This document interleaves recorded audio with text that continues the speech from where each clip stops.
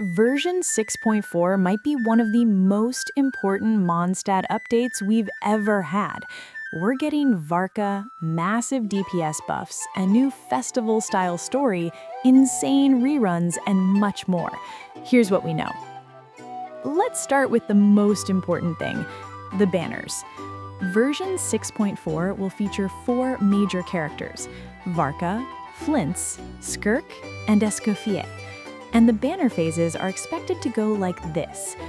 Phase 1 will get Varka and Flints. Phase 2 will get Skirk and Escoffier.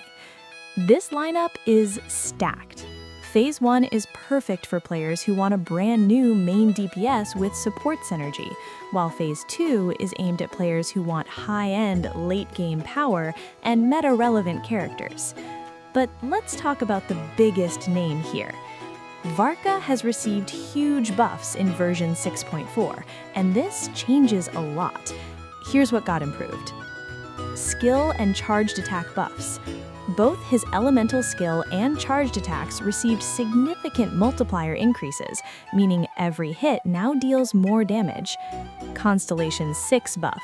His C6 was buffed from 60% crit damage to a massive 80% crit damage, which is a huge late-game scaling boost. Weapon buff.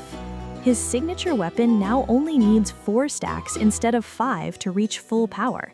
This makes his rotations smoother and faster. Stack generation buff. Varka's skill and charged attacks now generate 2 stacks instead of 1, letting him reach full power much faster in combat.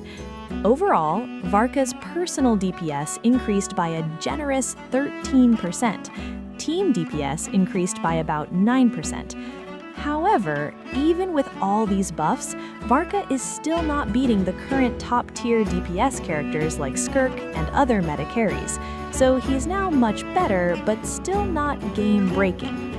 Now let's talk about what you'll actually be playing in 6.4. Leaks suggest a brand new permanent world boss. This boss is very likely tied to Varka's Ascension materials. Version 6.4 is heavily focused on Mondstadt. We're getting one major story event and multiple smaller activities. This update feels more like a festival than a combat grind. We're also getting a bunch of visual and system upgrades, new running trail effects for older characters, new Imaginarium theater pose rewards, a new Catalyst skin called Pearl in a Witch's Hat, new Serena Teapot map, Miliestra Wonderland expansion with new spaces and decorations. Overall, version 6.4 is about polishing and expanding the game rather than adding complicated new mechanics.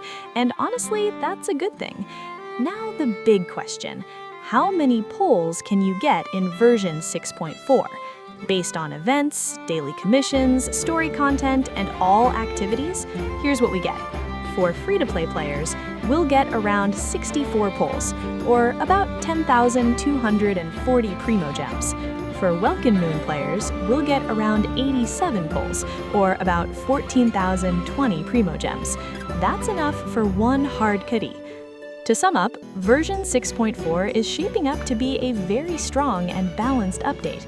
We're getting Varka, Flints, Skirk, and Escoffier, big Varka buffs, a new world boss, a Mondstadt festival-style story, lots of cosmetics and housing content, and over 10,000 Primogems.